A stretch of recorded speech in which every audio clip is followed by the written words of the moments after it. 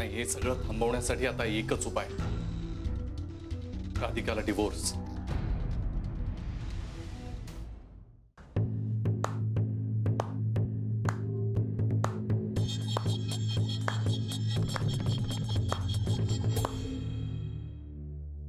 वाह गुरु वाह, बहुत खूब.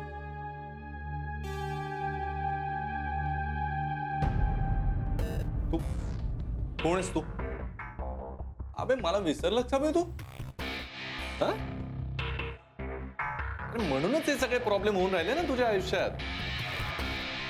म्हणजे नागपूरला होतस तेव्हा असं नव्हतंच बे तू.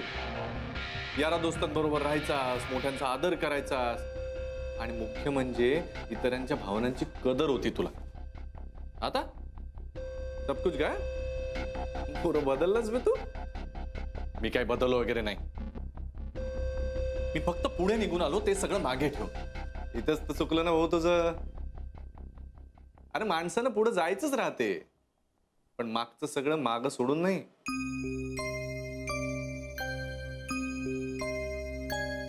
ती सगळी शिदोरी बरोबर घेऊन जायचं राहते. आपल्या बरोबर दोस्ती नाती हे सगळंच बरोबर घेऊन जाणारा तो खरा माणूस. स्वतःचाच विचार करून स्वार्थी बनतो तो कसला माणूस नाही. हे बघ, माणसानं काळाबरोबर बदलायला हवं. म्हणून जो माणूस आपल्यावर प्रेम करतो त्यालाच विसरायचं.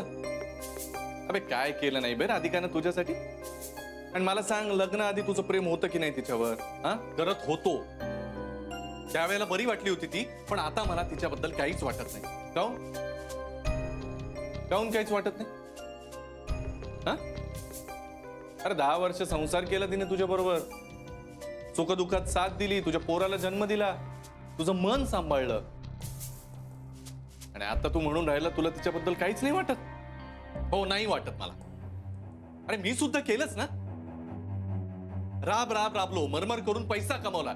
नवऱ्यानं करायला हवी ती सगळी कर्तव्य मी पार पाडले. पैशानं संसार झाले असते ना तर लोकांनी घरं नसती बांधली, हॉटेलच जाऊन राहिले असते.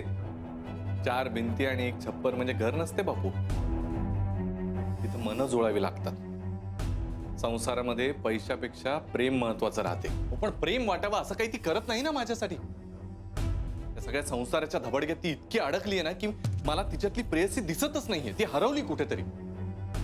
एवढ्या वर्षांमध्ये मी स्वतःला ग्रूम केलं, स्वतःला बदललं, पण ती तशीच राहिली. टिपिकल बायको. अरे पण कोणासाठी? तुझ्यासाठी ना. पण मी नव्हतं सांगितलं तिला असं कर म्हणून. असं डाऊन मार्केट राहायला मी सांगितलं नव्हतं तिला. डाऊन मार्केट म्हणजे काय रे बापू?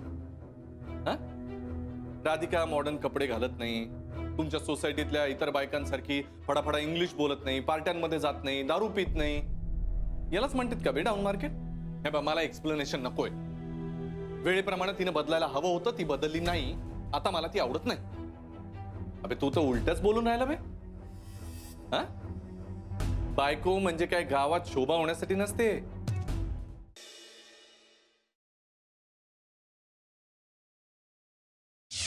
काय? डिवोर्स? हो, आणि त्यासाठी राधिकाच्या चारित्र्यावर शिंतोडे उडवले जाणार आहे. कोर्टात तिला बदफैली ठरवलं जाणार आहे. तिचे बाहेर संबंध आणि खूप काय काय. शी, हे सगळं इतक्या टोकाला जाईल असं मला अजिबात वाटलं नव्हतं. But do you know something? Always हे असंच होतं. आय हॅव अ फ्रेंड, तिचा डिवोर्स झालाय. Her husband he insulted us so much. तिची इतकी बदनामी केली that she try to commit suicide.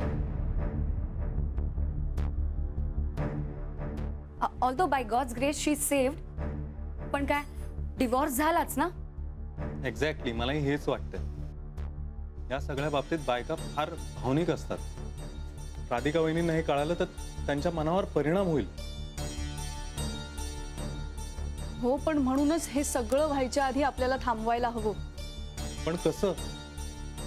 I feel that मॅमला हे सगळं कळलंच पाहिजे. पण कोण सांगणार? कसं सांगणार?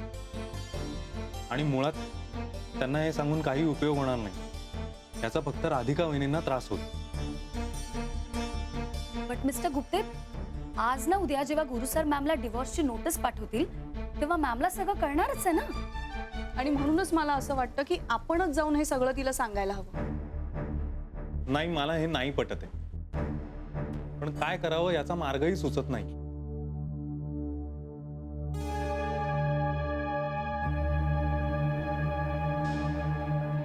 एक मार्ग आहे.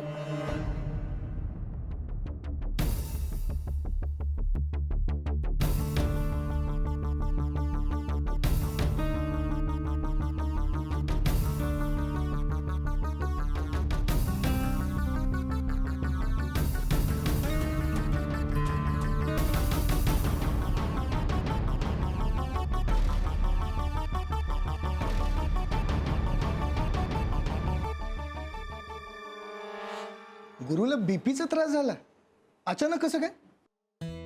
काय कुणास ठाऊक, डॉक्टर म्हणाले काय स्ट्रेस आला असेल. हा हे खरंय. आजकाल ऑफिसमध्ये कामाचा एवढा स्ट्रेस असतो ना की आम्ही काय कधी ऑफिसमध्ये गेलो नाही काय. मला तसं नाही म्हणायचंय, पण तुमच्या वेळी परिस्थिती वेगळी होती. नाही म्हणजे तेव्हाही ऑफिस होतं, कामही होतं. अहो पण स्ट्रेस कुठे होता? एकदा का माणूस कामाला लागला की रिटायर होईस तोपर्यंत बघायची गरजच नव्हती. अहो पण आता अशी सिच्युएशन नाहीये ना. आता कामाचं एवढं टेन्शन असतं, एवढा व्याप असतो ना की मग हे असे सगळे रोग होतात. आणि त्यात एकतर हे कॉम्पिटिशन, टार्गेट्स, वेळोवेळी बदलणारे पॅकेजेस, हे रिसेशन आणि वर खाली होणारं मार्केट, या सगळ्यांमुळे ना खूप टेन्शन येतं ना. म्हणून ना या सगळ्या गोष्टींची सतत टांगती तलवार असते डोक्यावर. हा पण गुरुनाथच्या बाबतीत तेवढंच कारण नसणार. ती राधिका सतत त्याला पिडत असणार, म्हणूनच त्याला टेन्शन आलंय. तू वड्याचं तेल वांग्यावर का काढतेस ग? तेच म्हंटल मी राधिकाला काहीतरी बोलले आणि तुम्हाला कसं नाही लागलं. हे बघ समिता, नाना तुम्ही साधी माझा ऐका जरा. गुरुनाथ हा अप टू डेट राहणारा माणूस आहे आणि त्याला राधिका शोभत नाही. तुम्हीच विचार करा ना. आज गुरुनाथ ज्या सर्कलमध्ये वावरतो, ज्या ठिकाणी त्याची उठबस आहे, ते कम्प्लिटली वेगळं सर्कल आहे. आणि अशा ठिकाणी जर का राधिका सारखी बायको असेल ना, तर कोणालाही स्ट्रेस येईलच. Absolutely right. नाही नाना, बायकोचा स्ट्रेस असतोच कायम. म्हणजे घरी बायकोचा आणि बाहेर कामाचा.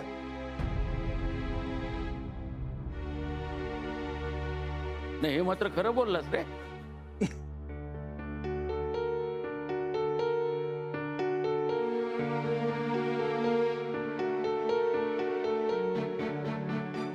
ती गेली, तू नाही गेलास मागे. नाना हो. समिधा, काय तुम्ही कशाला उगाच बोलत बसता तिला?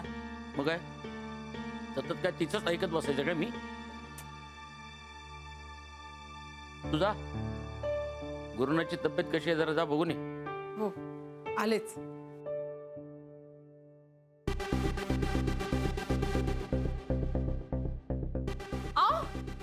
हे काय? कुठे जाऊन राहिले तुम्ही? जरा बाहेर जाऊन येतो. अहो डॉक्टरांनी नाही सांगितलं ना, तुम्हाला आराम करायला सांगितलंय.